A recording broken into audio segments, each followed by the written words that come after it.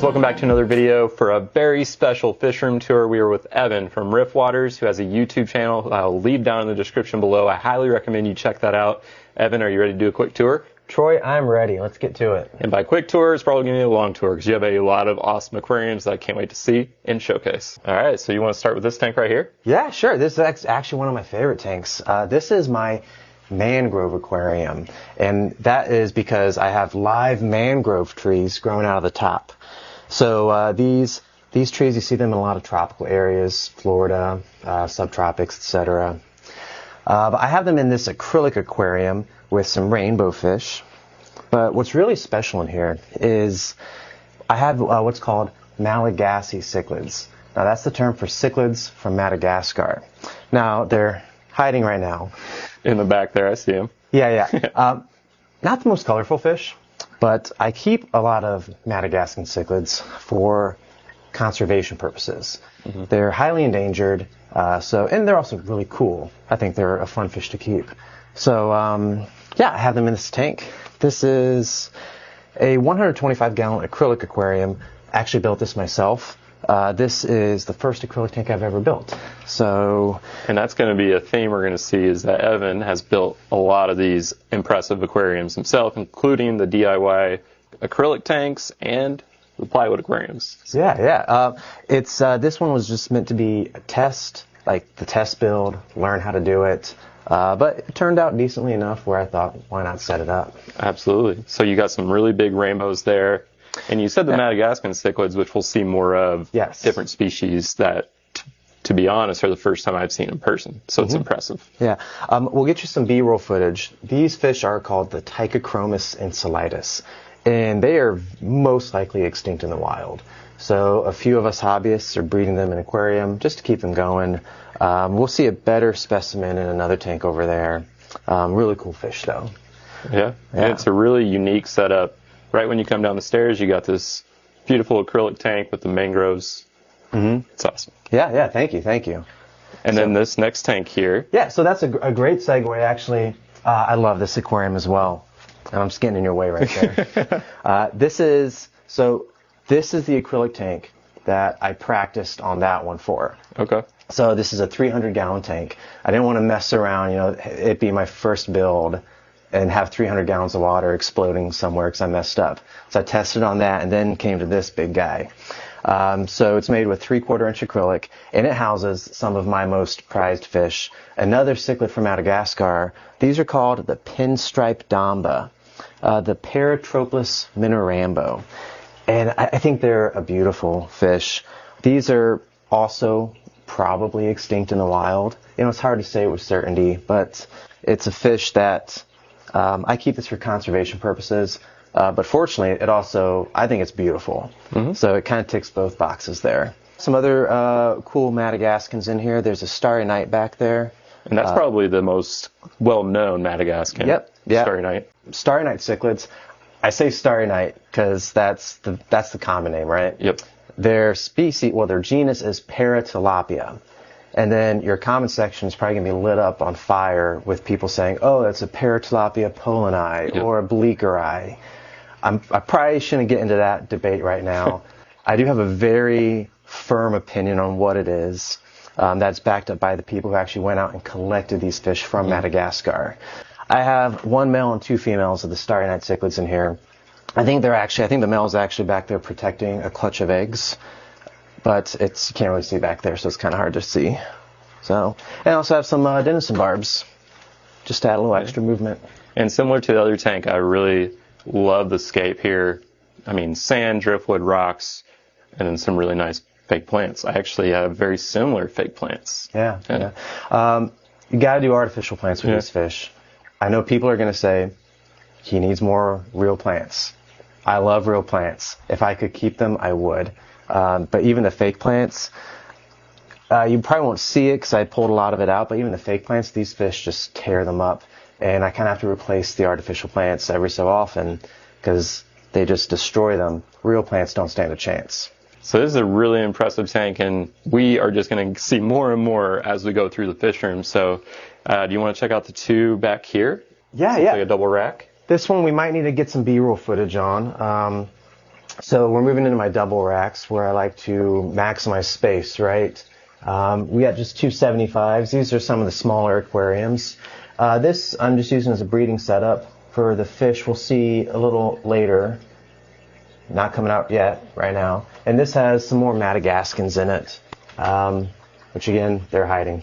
But yeah, so 75 gallons, run on, hang on back filters. Both are pretty cool scapes for, the fish that you're keeping. And yeah, thank you. Also, I really like the stair step stance. You don't see that very often, but it's giving me ideas. Yeah, I think it gives you a much cleaner look.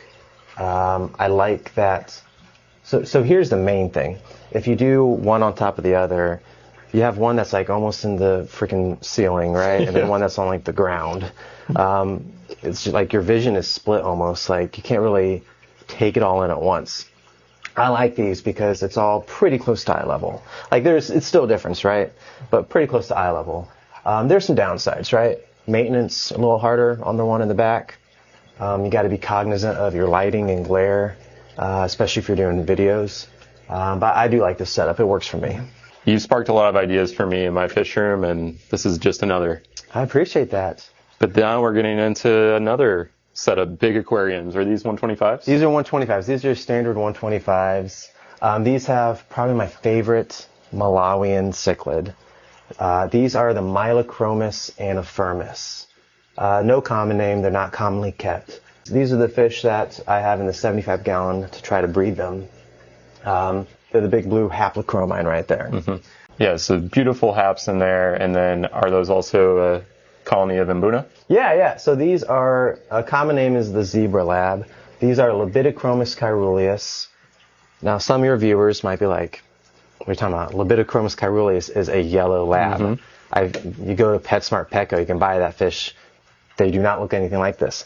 This is that same species from a different collection point, from a place called Lundo Island. Or, the water around Lundo Island, right? It's on the other side of Lake Malawi from Lion's Cove. Lion's Cove is where you get the yellow form. And interesting story, Libidocaeruleus in Latin, the Latin root word actually sort of translates to blue. These were the first species found. The yellow one that everyone knows and loves is actually a later found color morph. Wow. So, yeah. We're going to learn a lot today. Yeah.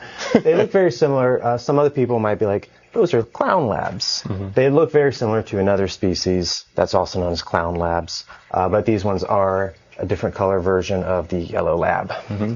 Have you found them to be a relatively peaceful Mbuna like the yellows? Yeah. I would say the temperament is the exact same. Very cool. And I have them in here with some haplochromines, and I can't stop them from breeding.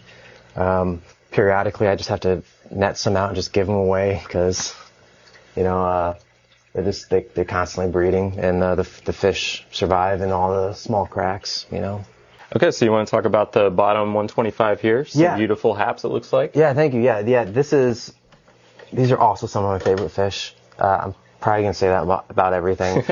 So these are, I'll start off with the most probably common one. These are Exochromis anagenus, commonly known as the three-spot torpedo. Are these all that species? No, so the yellow ones are the three-spot torpedo. Yep. The ones with the spots are either females or subdominant males. This one is a male right here. Mm-hmm. When they really start feeling dominant or even breeding, they turn blue. So they actually go from yellow to blue. And this is a great fish, I think, for people to keep. So underrated in the hobby because it's one of those African cichlids where I think even the females look good. Mm-hmm. And that can be hard to find, right? Like I think that's a good-looking aquarium fish, that female right there. Mm-hmm. A lot of Africans, the males are super colorful, but then the females are like, eh. But not with this one. Now these are called Taniolethrinops praeorbitalis. I don't know if there's a common name. The male right there is coming out. So let's see if we can get a shot of him. Yeah. He's like a turquoise green. It's subtle. They're not the most colorful of the cichlids, but the good thing about this species is their dorsal fin gets huge. I don't know if you can see a flare in there. With the white tips and the red trim. It'll get twice that size by the time he's really done growing. These guys get about a foot, the males do. I think he's maybe 7 inches. So he's still got some growing to do. I'm hoping to breed them. Because I think I wound up with 1 male and like 10 females. So if I can breed them, raise them up, and have a little more even mixture ratio. Yeah. Yeah. Really great looking tank. Yeah, I'm going to be saying that a lot through this tour as well. Do you want to go to the big guy next? Let's go to the big guy. Right. So this is my biggest aquarium. This is my 650-gallon monster tank. So this is a plywood build. And you can see why I call it my monster tank. It's got my monsters. Right here we have Samson. This is my 34-inch fire eel. And he's right out with my albino giant gourami. Look how big those are. It's incredible. Yeah. So, really cool fish. Fish, not technically an eel, but people call them eels. And he's next to my albino giant gourami. I got a male and a female, Bert and Gert. So, yeah. What else you have in here? Bala sharks, a school of silver dollars. Really underrated fish, in my opinion, silver dollars. They get big and they're shiny. When they're swimming and the light catches them, they have this like shimmering effect. I really like them. I don't think a lot of people realize how big they do get though. It's like that male back there, probably 7 inches. In the 650, right? They don't look the biggest. But if you put them in like a 125, you're like, oh man, I can't keep this fish. And speaking of huge fish, the bala sharks in here are massive. At least 12 inches, right? Maybe 13 inches. The female, that's the female. I think that's probably more like 11 inches right there. Yeah, I think my bala shark Bruce is maybe 10 or 11 or a little bit smaller than your female, but your two males are definitely like... Yeah, that guy right there, yeah. They're huge. I mean, that might be 14 inches. It's hard to measure, you know? Do you know how old they are, roughly? Probably about 7 years. They're fully mature. So, hey, Samson. Yeah, we got Samson out at the right moment. He thinks he's going to be fed. I also have in here some really cool cichlids from India. Now, I know this might mean something to you, right? Yeah. So I guess, do you want to tell your audience what those fish are? Yeah, so that's actually, you were one of the inspirations for me having interest in these fish. They're pretty rare in the hobby, I would say, but they are one of the few Asian cichlid species. The green chromide. There's also the orange chromide, and is it the pearl spot? Yeah, they call it the pearl spot chromide, yeah. So really interesting. They're kind of like a green severum in shape, but they're really beautiful. They have a little like speckling coloration through them, and they also get like dark black underneath them when they're fired up or in breeding mode. Yeah. So they're just really, really cool fish, and like I said, not very common. So yeah, they can be tough to find, which is a shame, you know. I think a lot of the fish I have are harder to find, and I think they're all underrated. I think everyone should be keeping them. So this tank, all these species are pretty much the Southeast Asia, right? Kind of? Yes, with the exception of, well, and also I have the Madagascar cichlids. I have a group of starry nights in here. Oh, so nice. I had the 3 over there. I actually have a 6 in here. The internet is going to be like, you can't keep starry nights together. Like, I don't know what to tell you. I am. And I say that fully acknowledging that size can play a factor in that, right? So maybe you don't keep them together if you have a 125. But, sorry, back to your point, though. A lot of these fish are from Southeast Asia, with the exception being the silver dollars and the starry nights. They're from Madagascar, but physically speaking, they're very similar to Asian cichlids. Yeah. And the setup of this with the scape is also, I keep saying it, very incredible. Thanks. With the huge pieces of driftwood and rocks, like how did you source those? With great difficulty. Yeah. So the rocks I just got from a landscape supply company. I'm not even sure if I remember the name. Might be like Pennsylvania Mountain Stone, something like that. I get almost all my rocks from landscape yards, where it's like 30 cents a pound. There's a few exceptions we'll see in here where I get some of the nicer rock like Ceru stone for like, $4.50 a pound. And I like it makes me cry to hand over my credit card when I buy that. But these just come from the lumber landscape yard. The wood I went out and foraged myself. So I got a video on that on the channel if anyone's interested. But yeah, these are like 8-foot long logs that I brought in here. You got to prepare them, you know, clean them, make sure you know the kind of wood to look for. You don't want to just go pick up something off the side of the road, right? But yeah, so I just foraged these myself and set it up. I'm happy with it. Yeah. So, yeah, truly impressive. You said this is 650? This is 650 gallons, yes. Awesome. It's a little over 8 feet long, a little over 4 feet front to back, and a little under 3 feet tall. Yeah, and this is just another example of a huge DIY build that inspired my plywood aquarium. And I took bits and pieces of this and your other tanks that we're going to see to do what I did. So I would recommend everyone check out Evan's channel if you haven't already. Amazing DIY videos there, and you can see more of all these tanks. So you want to continue on with the tour? Yeah, I appreciate that, and yeah, let's go on. All right. So what do you have here? So we move into another double stack rack. Bottom tank is just a store-bought 125. Top tank is a glass tank that I built. This is a 225, 7-foot long. Front panel is low iron glass, so I'm pretty happy with that. When you get the thing about building glass tanks or even plywood tanks with a glass panel, when you get at a 1/2 inch, you really start seeing the iron. It creates a green tint, right? 3/4 inch, forget about it. You're seeing green. Unless you get low iron, which, I mean, you're paying a lot more, but I think it looks a lot better. It looks almost similar to acrylic, in my opinion. But this 225 houses more cichlids from Madagascar. This is a Paratroplus damii. Not the prettiest fish in the world, but another case where this one may not be extinct in the wild yet, but like they're all kind of on their way. You're kind of catching me at an amazing time in my hobby. That is the first eggs this fish has ever laid for me. And I was over the moon when it happened. Now, unfortunately, I don't think those eggs are going to make it. Egg-laying cichlids tend to take a few practice runs to really get it right. You can see the eggs look like they're kind of developing a little fungus, which is very unfortunate, but I'm still so happy that they finally got to that point. And we also have in here, these are called spotted dambas, Paratroplus maculatus. I think those are cool fish. They're like this navy blue, dark navy blue color with this big black spot on it. Anyone familiar with like waru cichlids from South America might find these, appealing because they have that big spot, And they look a little bit like the species we saw in your second tank. Yes, a little bit. Maybe a little darker in tone, and they also have that big spot. But yeah, similar, definitely. This is awesome, and I love the very rare species again, and also congrats on the eggs. I'm sure they'll be successful here in a few weeks. Give it a few tries, yeah.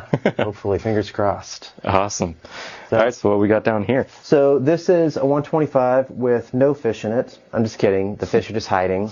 They're doing their rock dwelling. Yeah. Looks like. Well, these are haps, but they're younger, so they're still a little skittish. These are Malawian cichlid that you're not going to find in any store. These are Mylochromis gracilis. Similar to the Mylochromis anaphermis we saw a little bit ago. There's a male right there. Maybe we can get some shots of him when he comes out. They're a beautiful blue color with like yellow dorsal fins. Really nice looking fish. Get about 8 inches. So for bigger tanks. This is just a Growout tank. I use 125s for a lot of Growout tanks. And people comment like, you need to get some nicer looking fish there. I'm like, they're babies at this point. Give me some time. I'll move them to the big tanks when they look good. Yeah, haps especially, there's a lot of species of males that, once they get above that 7-inch range, they really start looking amazing. Yeah. We're going to see some of those in the next tank, I think. Oh, yeah. Oh, yeah, I see some of them poking out. Yeah. We probably spooked them by walking around. And next up, maybe I keep saying this, but one of my favorites that you have here is this incredible African cichlid tank. Tell us a little bit about this. Thank you. Yeah. So this is my 600-gallon Malawian cichlid aquarium. And I keep saying Malawian. For anyone unfamiliar, I'm referring to cichlids from Lake Malawi in Eastern Africa. So when people talk about African cichlids, this is generally what they're referring to. Right? There's a few lakes and riverine cichlids as well. But this is generally what people are thinking about. I love them. Beautiful fish, big personalities. Big might be a nice way to put it, right? But this is my 600-gallon plywood build with a ton of haplochromines, some peacocks, some buna. It's a beautiful tank. A lot of the fish are still growing right now. Been kind of in a cycle phase where a lot of the venustus are still growing up. There's an adult. He's close to full grown. We have some full grown blue dolphin cichlids. Some really nice nuchal humps on the males. Yeah, the males are nice. An albino as well. Yeah, it's got a group of albino blue dolphins in here. But then you also have buccochromis fish right here that are still growing. These guys will be easily the biggest fish in here. Are those Nototania? These are Nototania, yes. Cool. Yeah. I was having to just think if they were my Nototania or my Rhodesii, but I don't keep Rhodesii anymore. So yeah, my brother Alec loves the Rhodesii yellow and the Nototania. It's two of his favorites. Yeah. So beautiful, great fish. Also got some OB peacocks. What else do we have in here? We have some more of the Exocochromis anagenus. Now these guys, there's no females in here, so they're a little subdued. And we also have a whole mess of yellow labs in here that I can't get rid of even if I wanted to. Yeah? Because I've tried. Well, when you have such an elaborate scape with plenty of, hideouts for them, it's perfect. Yeah. My wife's favorite part about the fish room is coming down to this tank and looking in the crevices for all the baby yellow labs. Because there'll be points where they're just crawling with yellow labs. And she loves finding them. And naming them. There's hundreds in there. You're not going to be able to tell which one is which. But that's her favorite bit. Yeah, this is absolutely beautiful, and we're not done yet. You want to go on to the next? Yeah. This one's a little bit smaller over here, but it's still pretty cool. What are these little babies? So this is just a growout tank. I had a couple extra feet, and I was like, hey, I need to put a tank there. A true hobbyist right there. Yes. I've told my wife likes to laugh because at one point, in an older home, we had an empty corner, right? And I was like, oh, this is just dead space. And she's like, hey, babe, just let it be. The space can be empty. And I said, no, there's no such thing as empty space, just fish tank opportunity. So this is a glass build. I made this, just went and got some scrap glass, put it together into a tank that fit this dimension. It's just growout tank for these fry of another Madagascar cichlid I will see in a tank coming up. These are the East Coast Gold, Tychochromis grandidieri, probably one of the nicer looking of the Madagascans. So we'll see their parents here in a little bit. And I saw the parents that we'll see, like you said, in a second, with maybe another batch of fry. Yeah. Are those the same parents? Same parents, yes. Oh, wow. Yeah. Different Very group cool. of fry, yeah. I can't remember, how big is this tank? So this is a 200-gallon cube aquarium. I say cube because it measures 3 feet wide by 3 feet long by 3 feet tall. So it works out to about 200 gallons. This was a bit of an experimental tank for me. Another DIY plywood build. But I had this exposed glass corner that I didn't want to have a wood brace here. I thought, it works on the glass aquariums, right? Let's see if it works on this. And it seems to work out just fine. And like I mentioned to you earlier, I watched that video of you sealing this up just to give me ideas for my plywood tank, and there's so many of your videos that have helped me, but this is definitely one of those. I really appreciate that, Troy. Yeah. Thank you. Yeah. So it's a good tank. I like it a lot. I originally built it with angelfish in mind. I had some beautiful Philippine blue angels in here. Despite what it might seem like, I do keep more than just Africans, right? Or I have. That was an earlier stage of my hobby. It was beautiful. But then I decided, hey, I kind of want to turn it into another Malawian aquarium. It's stocked with a bunch of albino peacocks, blue neon peacocks specifically. I bred these albinos, randomly got albinos many years ago at this point. Got 10 of them, bred them together, wanted to see if they would breed. They did, and now I got a bunch of them growing up. And they look absolutely beautiful when they hit adulthood. I'm happy with the rockscape. It's hard. You keep a lot of aquariums. You know how it can actually be difficult to put together a nice looking scape with just rocks. because you can't like hide imperfections with plants or anything. You have to like make it look natural. I just went out, I paid for them, right? But from the landscape supply yard again. But these are like the cheapest thing possible, like 10 cents a pound. And I think they look okay. Yeah. So I'm always trying to find ways to save a little money, you know. Absolutely. So next up, we have another tiny tank. What is this? This is a 200, tiny, right? This is a 280 gallon acrylic aquarium, and it houses more cichlids from Madagascar. These are Tichachromis grandidieri, also known as the East Coast Gold. And you see they actually are swimming with their fry, their babies. They are prolific breeders. This is probably one of the few fish from Madagascar that is not critically endangered. I keep them because they're still cool. I still like Madagascan fish. But they have a very broad range. So because they live in so many places, they are less susceptible to the habitat loss that is happening on some of the other fish. But still a cool fish, so I like to keep them.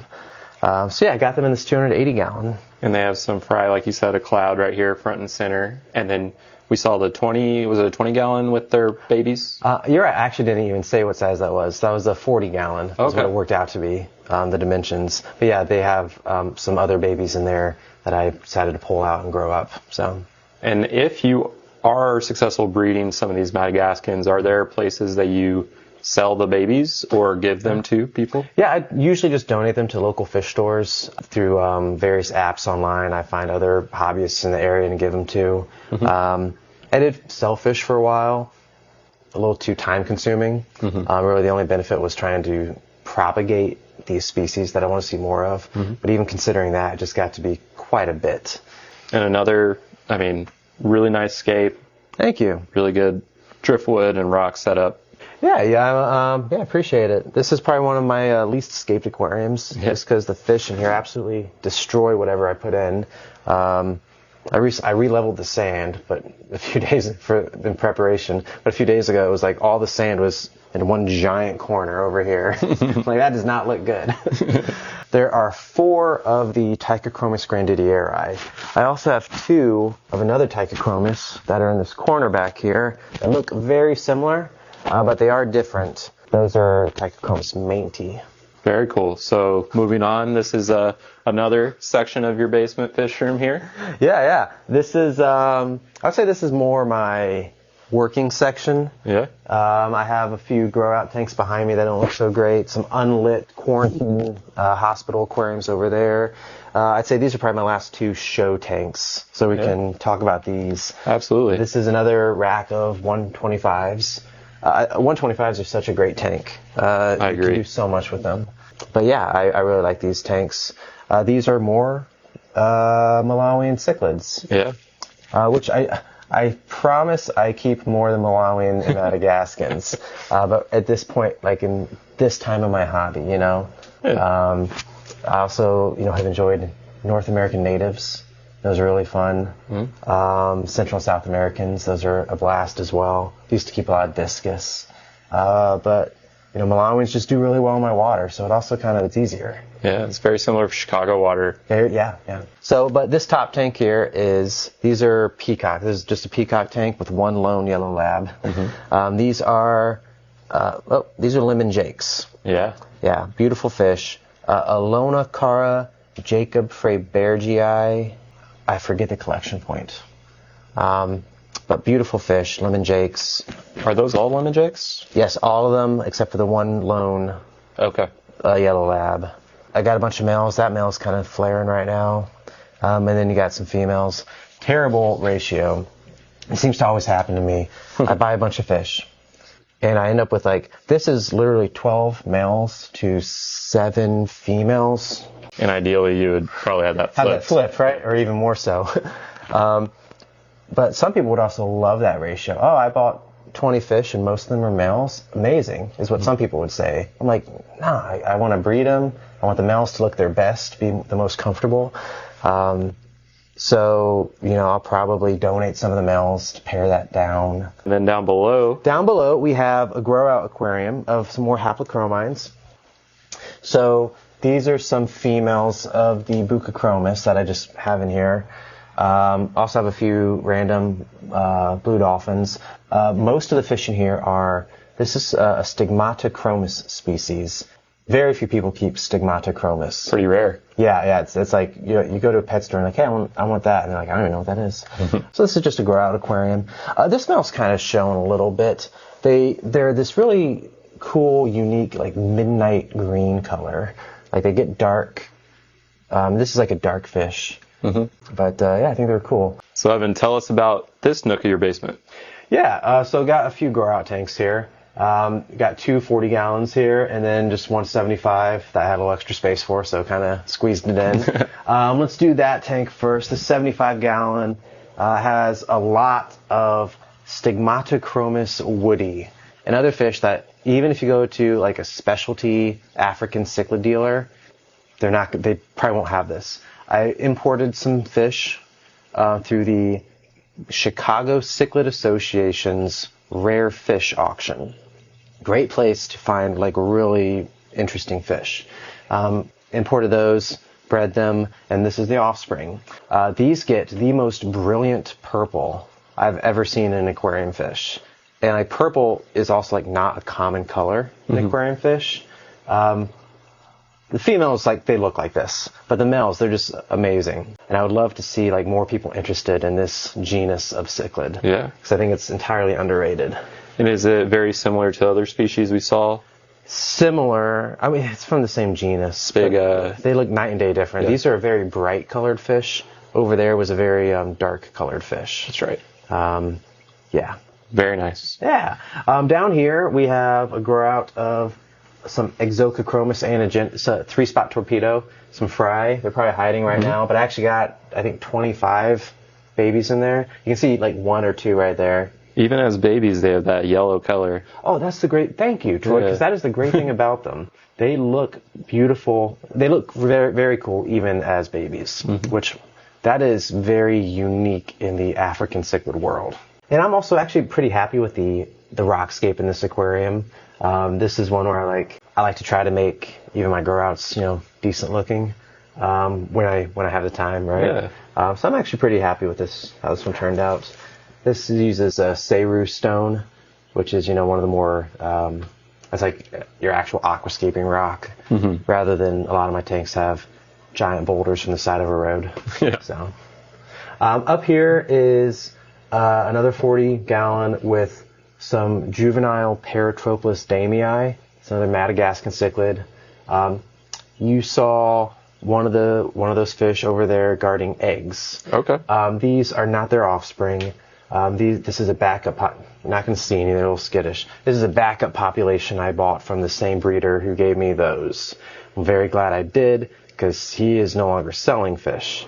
If something bad happened to that group, I at least have this as a backup group. They're probably irreplaceable fish. So I like to try to hedge my bets there. Awesome. Yeah, even for Growout tanks, these look great. Yeah, I appreciate that. Thank you. I'm happy with how this one came out too. This is, the wood in here is eucalyptus tree root, which is, you see a lot of Malaysian bogwood, a lot of manzanita, and driftwood offerings. I feel like eucalyptus tree root is a newer one. I'm not like an industry expert, so maybe it's been around since the 70s. I don't know. But at least in my area, it's kind of newer on the scene. I think it looks pretty cool. Awesome. And you got some extra tanks just for projects? Yeah, these are just hospital or fry rearing tanks, so I don't even have lights on them. Awesome. So, all right, Evan, thank you so much for showing us all of your incredible aquariums. I mean, this was truly special. And like I said in the intro, you can find his YouTube channel down in the description below. If you're not already watching his content, I highly recommend it. But thank you again, Evan. Hey, Troy, thank you. I appreciate you coming by, and I really enjoyed showing you around. Thanks so much for the opportunity. It's been a blast. Absolutely. Thank you.